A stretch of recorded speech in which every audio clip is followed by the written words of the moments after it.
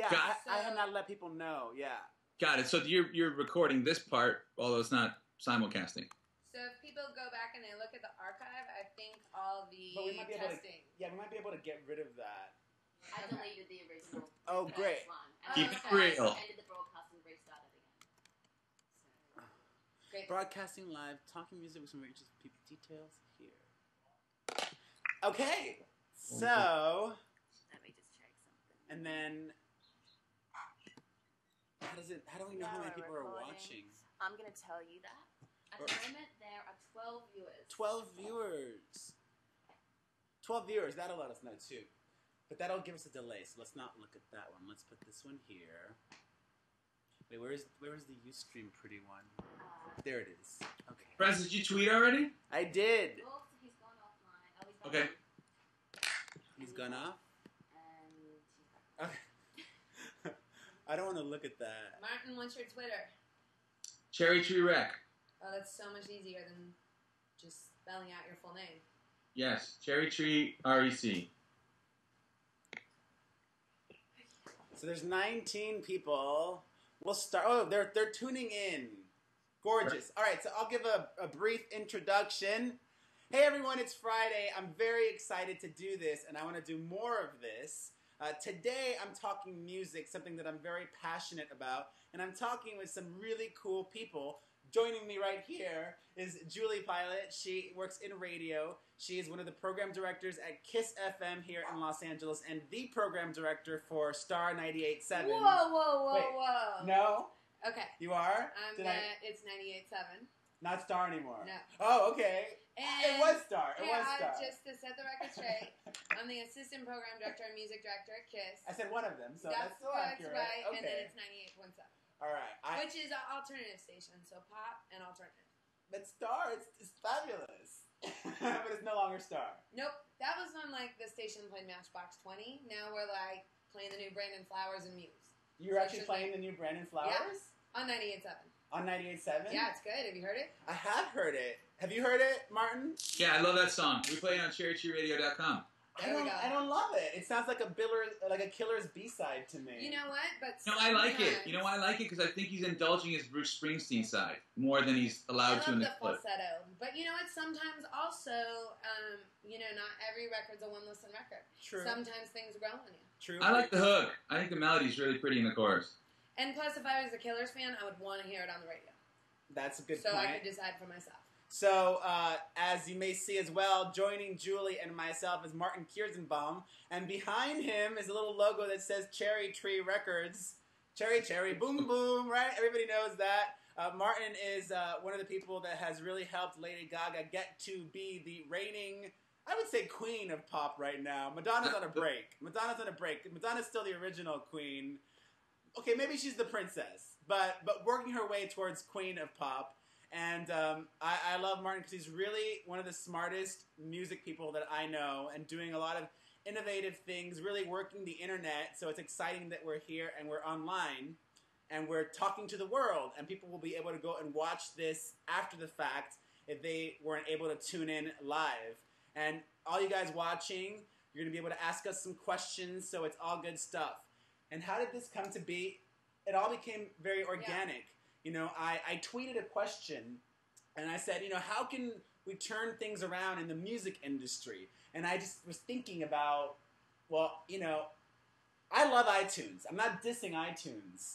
But I think that when the record labels started to allow iTunes to sell just singles, it was a short-term great thing.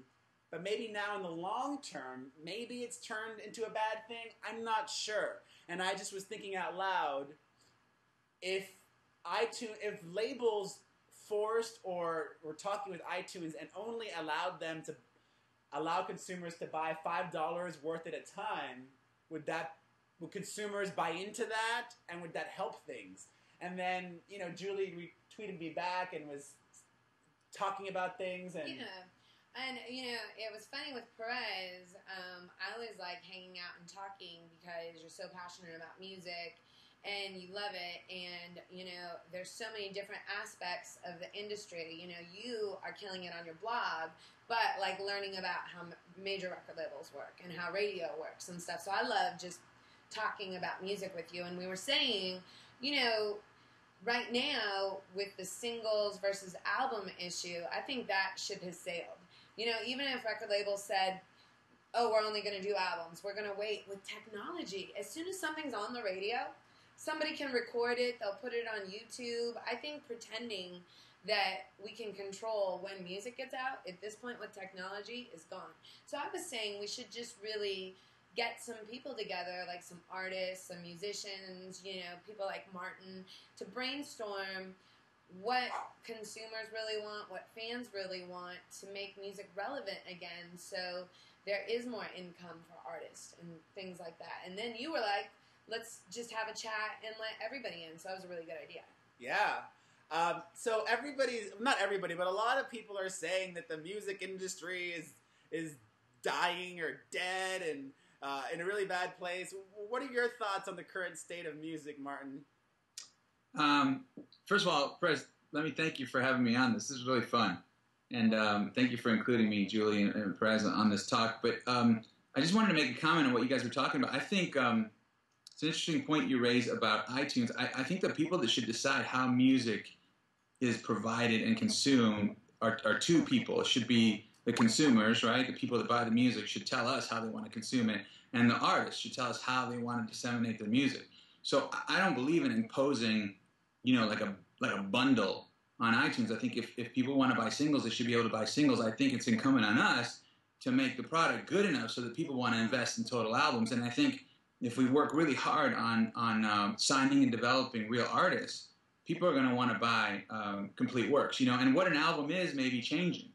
Like we have an artist named Robin that I know you know really well, Perez, and love, and she's just put out an album this week with 8 songs. You know what I mean? Which is, it feels like a complete opus, but it's shorter than what artists have been putting out over the last few years. And maybe what we call an album, what we call a work, is going to change in this new climate.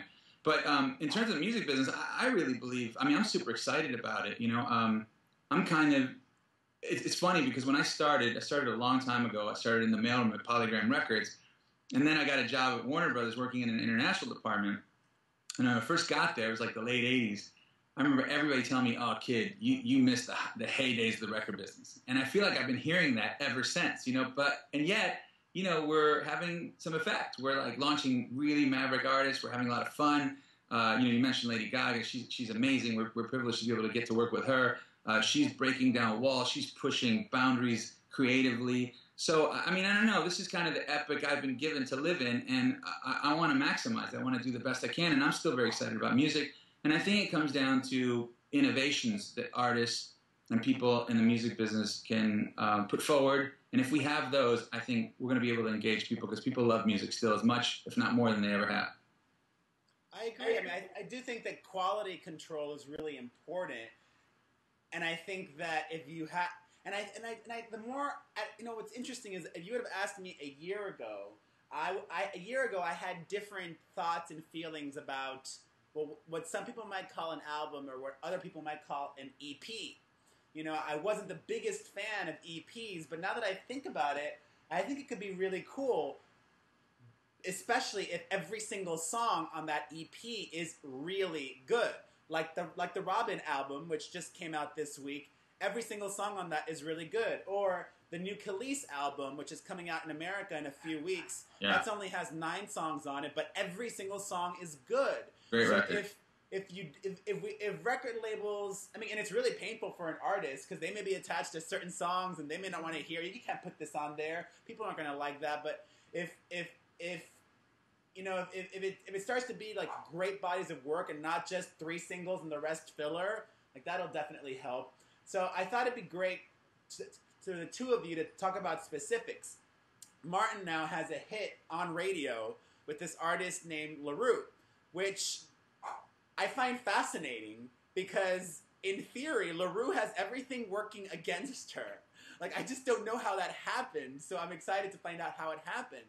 What in my thoughts does she have working against her? Well, first of all, she's British, not from America, and she makes music that sounds really dance. So Julie, why did you decide to play that on Kiss? Well, one thing I'll say, that I think is an umbrella topic before we specifically talk about LaRue, which is a compliment to Martin, is that guy has patience.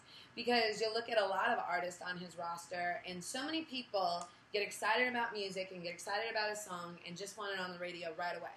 And, if you have patience and you build things up right, you actually have a more solid fan base. My cell phone's ringing. Sorry. That's okay.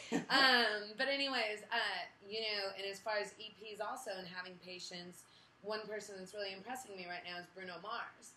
Because here they're on the radio with features on the Travie Billionaire song and the B.O.B. song. Yeah. Did you know, quietly, they released an EP. It's up on iTunes. There are 4 songs. And they're really, really good, but it's there so fans can start to discover them. Naturally, as they're making music, they're starting to tour and stuff like that. So Bruno Mars is not one person? It's 2 guys. There's a guy, Bruno Mars, it's kind of a group. But again, as people are discovering these things, there's music out there. They're starting to connect with their fans. Now, everything Martin did with Lady Gaga and LaRue, even though, he probably was fully confident that Bulletproof was a hit sonically because he knows music inside out. But like you said, there's all these things that were stacked up against her that might not make it obvious to the mainstream. And so, Martin, I'd love to hear, I know some of the steps, but exactly the steps you took launching the project because, just like Perez, I'd been hearing about LaRue probably 6 to 9 months before. I think we started playing it right at the perfect time when, Coachella was going on and there was, all this momentum on the project and, fans, it, really hit a sweet spot and then it just exploded. Yeah. Well, thank you, Julie, for all the support you've given to LaRue and Bulletproof. I'm really fortunate because I get to work with somebody who's really amazing here. Cherry Tree goes through Interscope, and there's someone who runs promotion here named Brenda Romano, who's actually taught me a lot. We've worked together for many, many years now, and I've learned from her that when you go to radio, as Julie said, it's better to go with a developed artist, that has a cultural resonance, and you got to have ammunition. You got to have a reason for a radio station to play something and have it resonate with their audience. And so we started working on that. I mean, that's really kind of the reason why I started Cherry Tree, because I wanted to create a forum through which we could launch artists that could affect the market culturally, not just by having hit records, even though those are important, right? And I love great pop songs, as do you, Perez. But I want to work with artists that have a lasting kind of legacy, and I want to work with artists that mean something culturally. And the first artist that I signed to Cherry Tree was Feist. And I love Feist. The process you're describing on LaRue is something we started with Feist in 2005, and in fact it took her 2 albums on Cherry Tree to become sort of more well known. But the first album was 86. Take a pause for a minute because so someone like Feist, I love and I worship her. I think she's amazing. But when I think of Feist, I wouldn't necessarily think she's the kind of artist that would get played on the radio. And then I think, okay, if I'm a record label, I mean, I would want to work with her, but if I'm a big record label, why would I sign an artist like Feist? Or why did you sign her? Well, if you would have been in that club in Rotterdam when I first saw her, you would have asked, why would I not sign her? I mean, it was just, she was like, I call her like a Toreador. She has that kind of swagger. She has that kind of charisma. I saw her in this club and it was full, and there were people hanging from the stairwell, and it was in Holland, and I just was blown away by her sheer talent and stage presence, and there was no choice for me. It was like, I have to somehow help this person get exposed. And, she's a great songwriter as well. So I think eventually, if you're a great songwriter with something to say, you're going to end up in the wider media, whether it's radio or television, or in her case, on an iPod commercial, on a Nano commercial. That was huge. Yeah. But that didn't happen until the second album. Yeah. And like I was saying, we were very slow and steady, and Julie used the word patient. That's really what it is. We sold 86,000 of the first album. A lot of artists don't even get a second album, though. Like, you do have a lot of patience. You're rare. Well, it's that, but it's also having the support, space, time, resources from a great boss. Jimmy Iovine runs Interscope, and that's what he builds his whole career on, is having patience. I mean, you think about, Robin Thicke, who was on Interscope for, I don't know, 8, 9 years before he had his big hit and went platinum. I mean, so I'm in an environment that kind of encourages and fosters that, and I'm sort of built that way anyway, so it's a really great place to kind of pick up an artist like Feist and really support her while she develops organically before we go to mass media, whether it be an iPhone commercial or radio. And really, it was the same thing with LaRue. It was just so innovative. I mean, I saw her in England. She played a little small club. Ellie from LaRue. LaRue's actually 2 people, Ellie and Ben.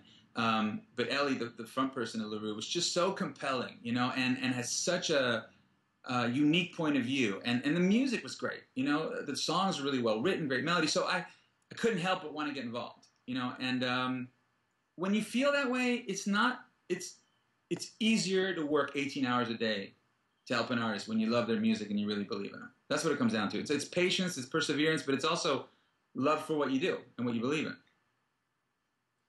And just on a side note, is there? I'm trying to get some exclusives here too. Is there a release date in mind for the new Feist album yet? This year, next year?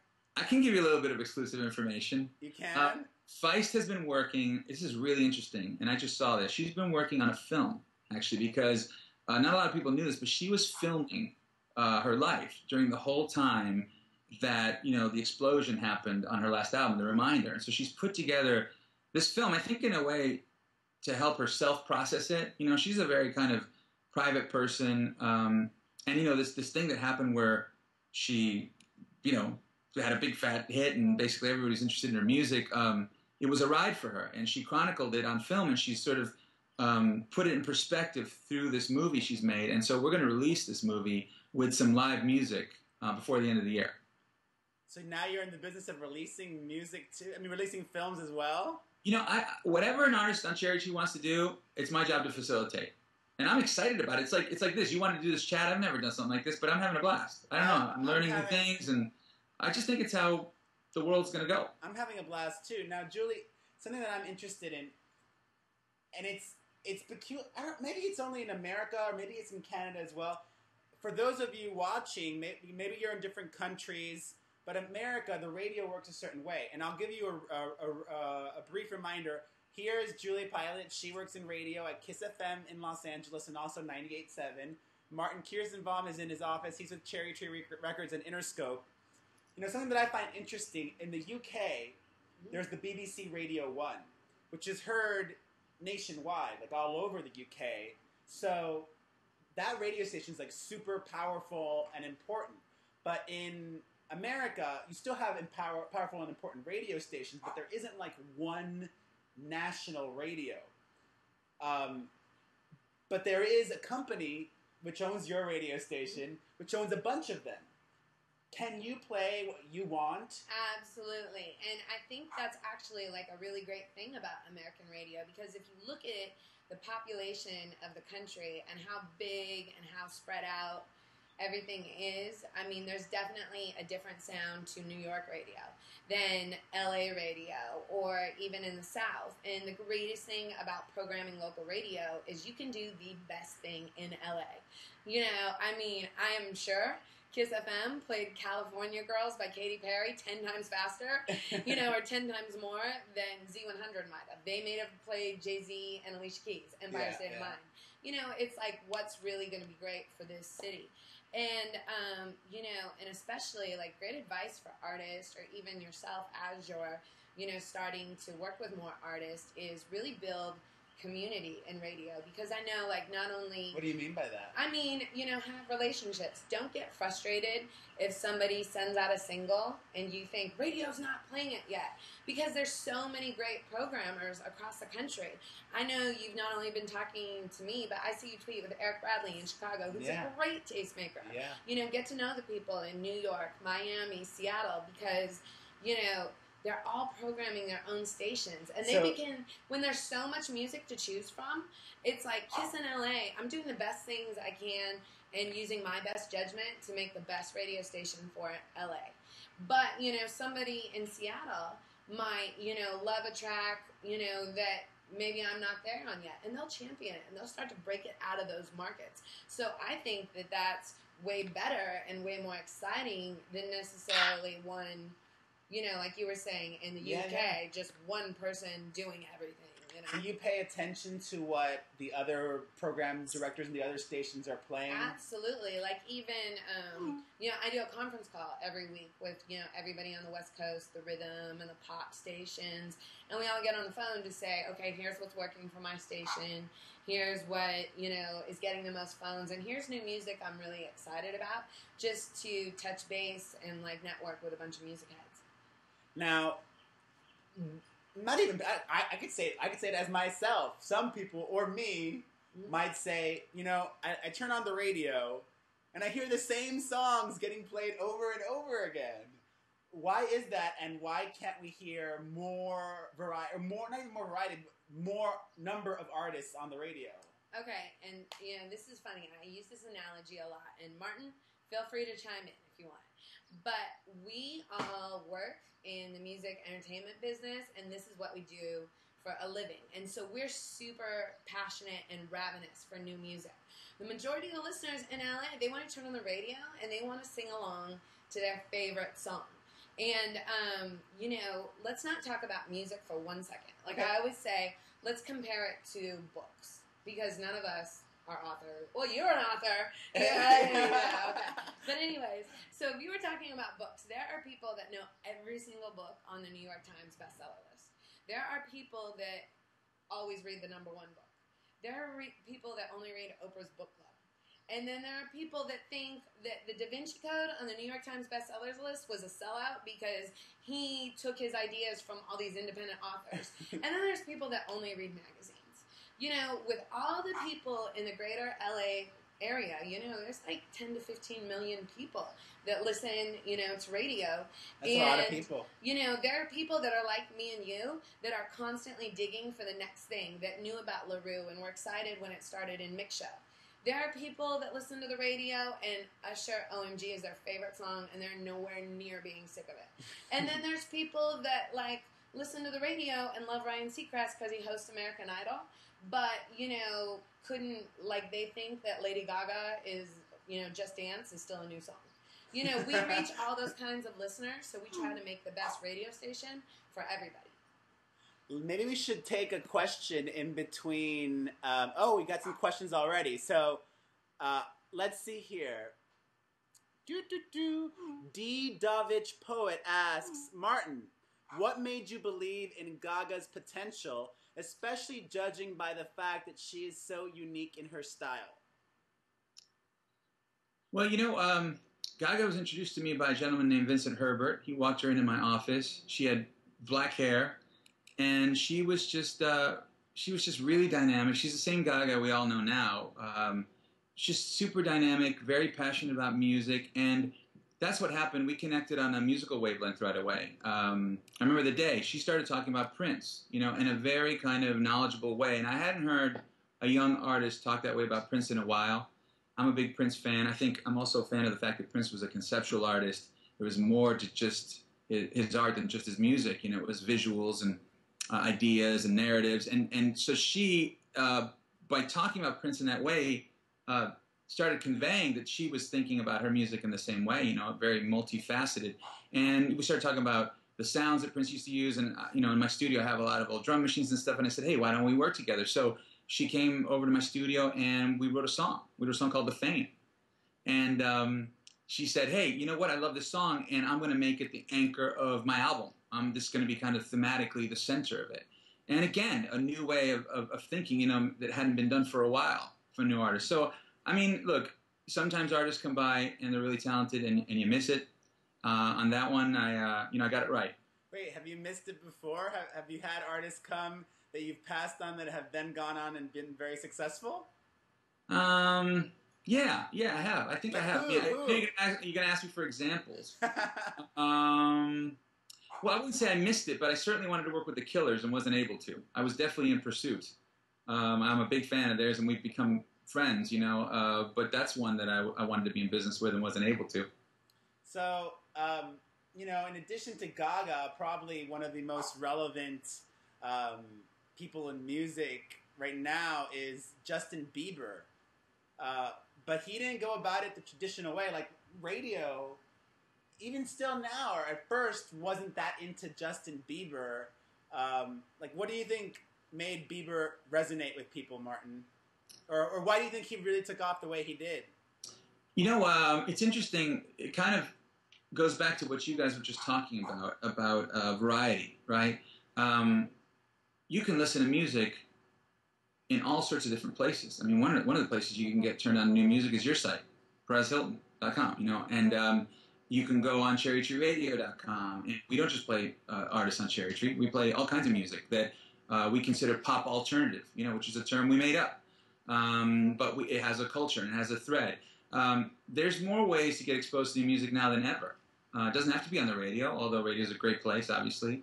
And Justin Bieber harnessed all that. You know, all those resources right now. He went on the internet and started making his music with the people that he collaborates with or whatever, and it sort of grew from there organically.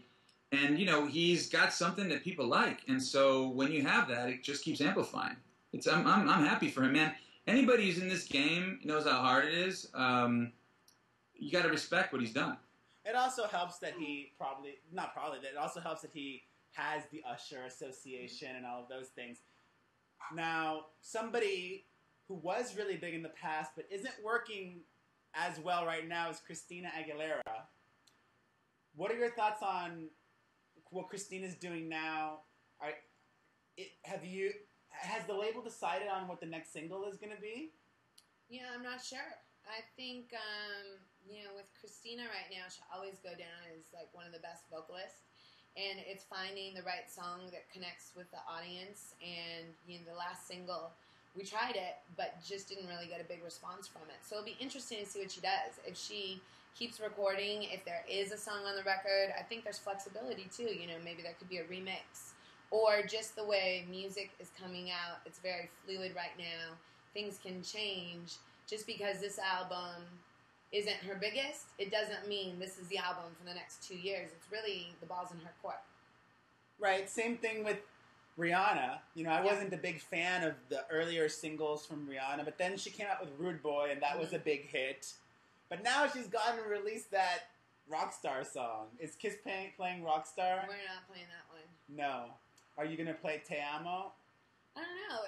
Again, here's another artist. The ball's in her court. I don't know. I loved off the Rihanna album, the Rihanna Will.i.am duet, Photograph. Me personally. I don't know that one. Oh, it's good. Really? And so the labels don't consult you? Like, they don't say, hey, what would you be more inclined to play? Or sometimes they do. And Martin can maybe comment on this. Like, there's things that come into play. An artist may collaborate with another artist. You know, like, she could have done that song with Will.i.am, and I don't know if there were singles rights, which you could explain more, Martin. You know, with producers and how it can compete with an artist's own music. I don't know that that's the case, but there could be other things rather than what, you know, somebody likes that could get in the way of something being a single. That's getting really deep and complicated. I like getting deep. I feel, I mean, you know, working at a label, I feel like we have to do our job first before we go ask any radio station to play a song. You know what I mean? Radio stations have a limited amount of space and time to play music, and I feel like we have to do our job in getting artists and their music exposed before, you know, trying to press to get on the radio. So, and I take that very seriously. You know, we have an infrastructure set up to build artists in what I consider the right way, in an organic, incremental way. And I enjoy that process. And it's a hard process. Like, in talking to Julie and others, like, every week there's all these songs competing to get on the radio. Like, how many songs are competing? What's interesting is, like, it was like a lot. It was like 30 songs competing. But of those 30 songs, most even are by already established acts. I would say there's around 30 songs a week that are competitive. There's really an infinite number of songs we could play because, you know, so much music comes straight from the studio to our desks. And there are a lot of really talented, independent, new artists that maybe it's just not the right time. But, yeah, there's a lot of really good music out right now. Let's take another question. Let's see here. The bottom? Okay. Fabulous asks, for Julie, do you give favoritism to certain artists' songs they are signed to specific, more established labels? Oh, maybe what he means is like, would you actually? Well, I'm interpreting it, but that's the question. But I guess maybe what he's also asking is, would you play artists that are not signed to a label, like unsigned artists? We've played unsigned artists plenty of times on Kiss, and generally it's somebody that breaks out regionally because. When we were talking about LaRue, we were talking about all the things she did to get the record ready so that when it was played on the radio, she would have a fan base. A lot of times, because major record labels are the best at what they do in the business, and, Martin was giving Brenda a shout-out, who is one of my mentors also.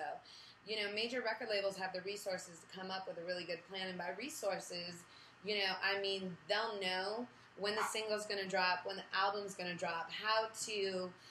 line up a marketing plan. So, the record's up on iTunes or the single, when people are looking for it, there's publicity. Major record labels are really good at developing a plan. So once a song gets on radio, the artist is successful,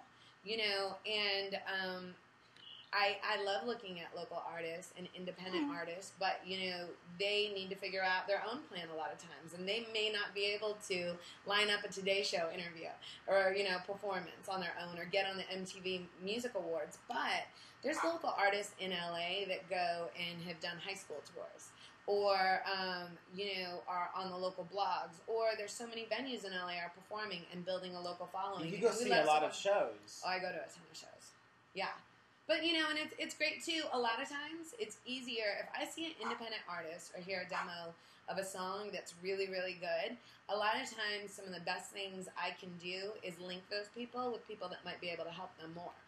Amazing. Like, if I had a song right now, it would make more sense if there was a song that I found an artist that didn't have any plans of touring, any publicity contacts, anything. It would be better for me and for the artist if I could introduce the artist to Martin than me putting it on the radio when the artist isn't prepared, I love that story. Radio people that, well, obviously you care. That's why you're in radio. Come on.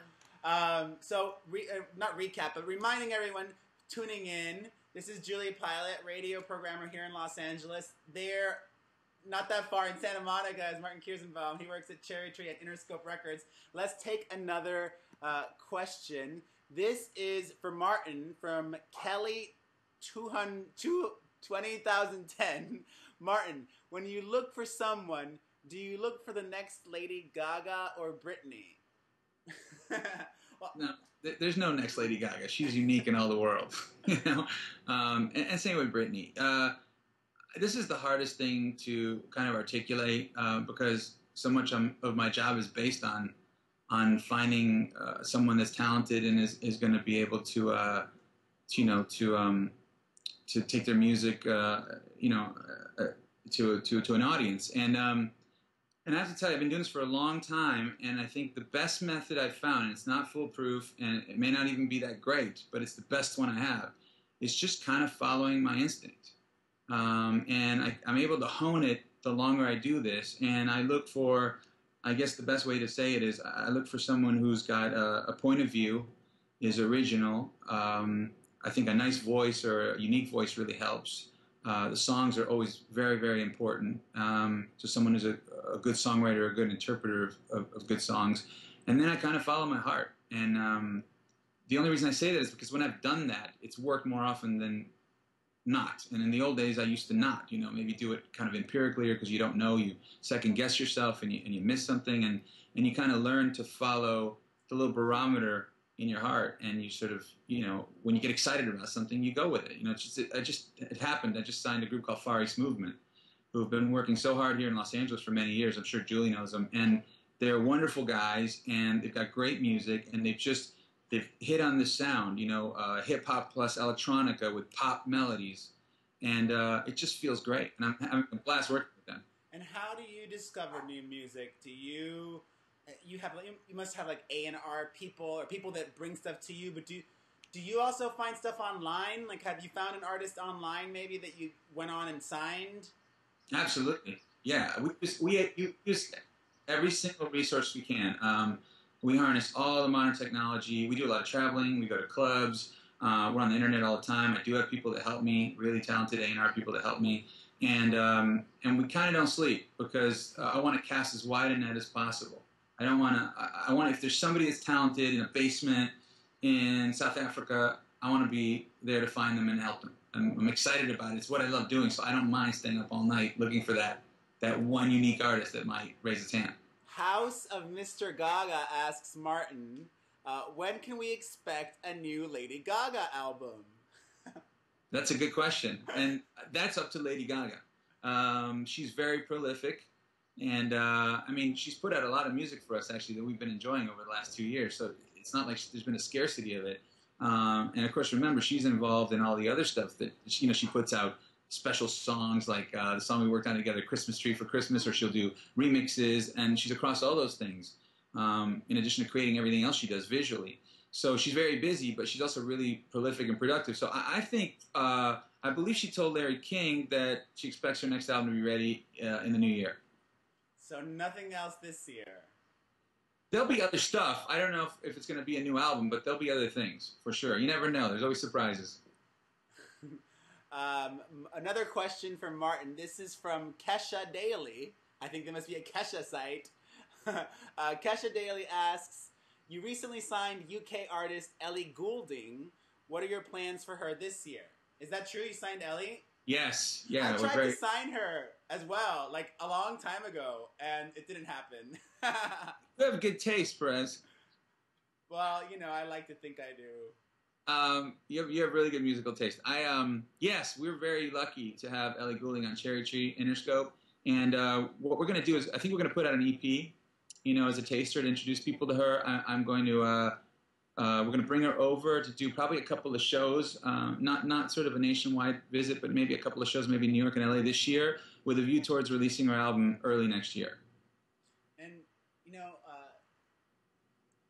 like, I'm trying to think, when was the last time, Julie, there was a big, like, a ballad that was a hit on radio in America? It's been a while. It's happening right now. It is? Yeah, Chantel Impossible is blowing up right now.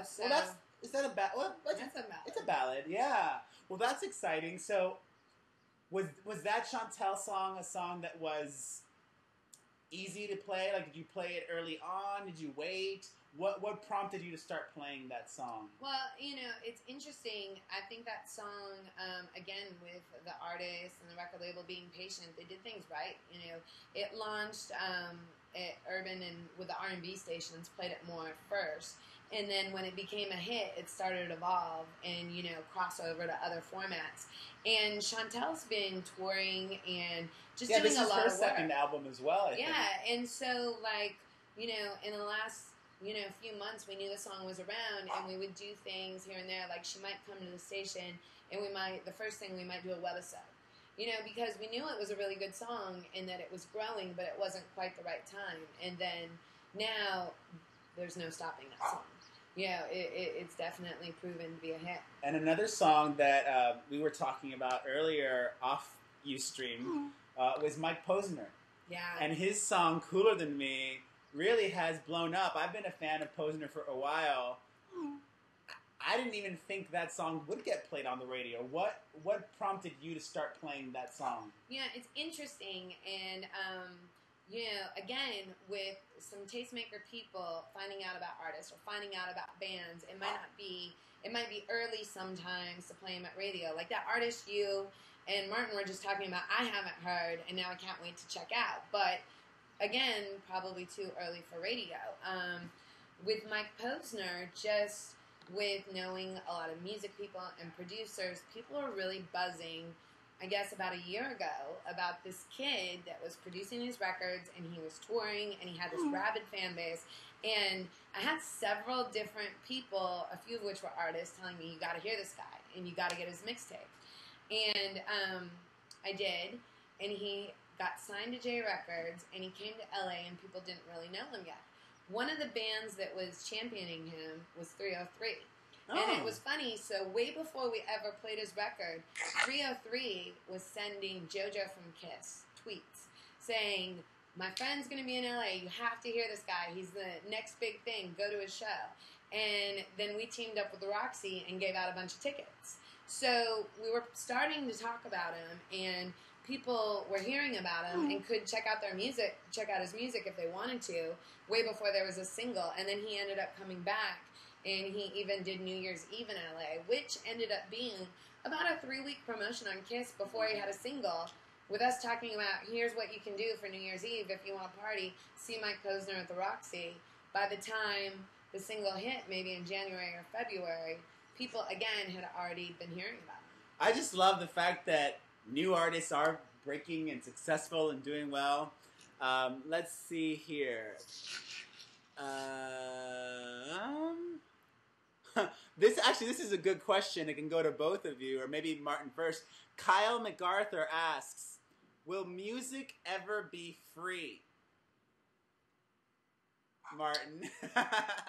Will music ever be free? I don't know. Will Snickers bars and lawnmowers and just stuff that people take a really long time to make and have to practice real hard to learn how to make be free? I don't know. If that happened, then we'd go back on our intellectual property system of over 100 years. Why would we do that? That'd be going backwards. I mean, what? Look, I grew up as a musician with my sister. We took lessons. My sister was playing in a quartet in the basement. I was playing in a rock band in my living room. We practiced really, really hard. I interned in New York. I worked at studios. I worked really hard to learn my craft, and there are people that are much better than me that worked even harder. And I think those people should be compensated for their work. So I don't think music should be free. I think people that make and create music should be compensated. I buy music, but I think maybe because I'm older. But like teenagers nowadays, sadly, I just don't think they're buying music. Are they stealing it? Yes. That's a shame. That's like stealing, something, like my grandfather's a carpenter. It'd be like he spent time making a desk and someone stole it. Be a drag. Do you think about trying to change young kids' perceptions about buying music, or is that something that goes into planning at your label? I mean, I'm just thinking out loud. Yeah, I'm not into, sending troops of people to, confiscate. That's not going to be conducive to fixing the problem. I think that people are smart. Kids are smart. They know what's up. I knew what was up when I was listening to music, and I think that what we have to do is make the music really good, and we have to make the ways of consuming music the way people want to consume music, right? We don't make it too complicated. We want to provide it in the way kids are telling us they want to consume it. And then people have to be responsible, and parents need to teach their kids that it's wrong to steal. Like I would teach my kid to not go into a 7-Eleven and shoplift, right? It's the same thing. I think if you connect emotionally with an artist, you want to support them, and you want to consume their music legally. So it's incumbent upon us to make the music good and to make the means of distribution the way the consumer wants to consume it. And then people have to follow the law. I think you're disrespecting the artists that you like by stealing their music. All right, so we've been chatting for a while. We'll take a few more questions and then wrap things up. I appreciate both of your time.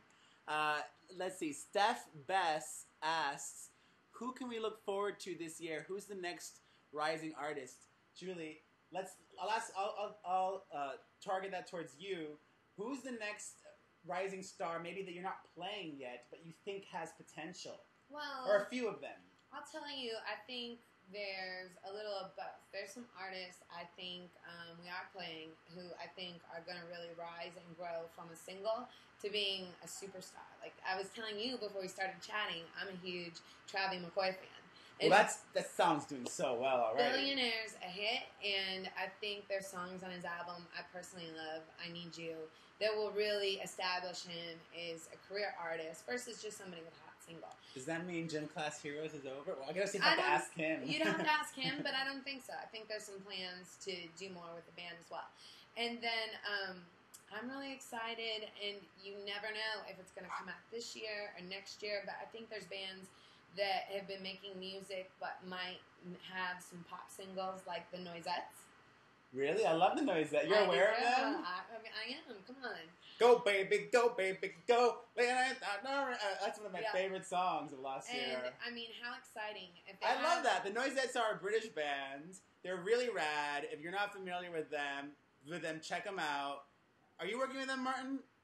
No, I'm not working with the Noisettes. But can you imagine if they had a song that you know, pop music fans really got, because their Well, last album was very like niche, specialized, tastemaker. If it's something that really connected with people, and then they got the opportunity to see her live. And Yeah, stuff. she's amazing live. Well, I just love hearing that because, you know, I love that radio has patience too. And I love that Martin has patience, like with Feist, as we talked about earlier, because some people might perceive, you know, an artist whose first album or first single or first two singles don't connect, they may perceive them as a failure. But the fact that you actually are excited about this one artist that most Americans haven't heard about, that's really exciting to me. I love that. Check out the Noisettes. They're awesome. So you mentioned Ellie, Martin. Anybody else new that you're working with that people should be familiar with? Well, I'm Yes, excited I about have, Far I East have a Movement. short list that I'm really, really excited about. We have an artist named Robin, whom you know very well, who's been around for a long time, but she has a new album out right now. It came out this week. Are you going to try to get Robin on the radio in America? I'm going to try to get Robin on every single radio station, TV show, pool party, any place I can. I think her music's amazing. So we're going to try to get her music exposed as broadly as possible. And then we have I mentioned Far East Movement, who I'm really excited about. They have a new song called Like a G6. I have an artist I'm working with named Natalia Kills, who is amazing. And then we have an artist right here. I know Natalia. I actually mentioned Natalia on my website. Like You 2.5 years you ago. found out about her first, Prez. I'm a tastemaker. There you go. But wait, I want you guys to meet Colette Carr right here. Colette Carr, Carr. Hello. Hello. She's going to blow up. She has a record called Back It Up that you can see on YouTube right now. Colette Carr, Back It Up. Wait, the single. There's a video on YouTube or just like audio of the song? Nope, there's a music video and another music video for a song called B Word Like Me. Am I allowed to say it? That's Perez if you can say it. Okay. Bitch like me! Yeah.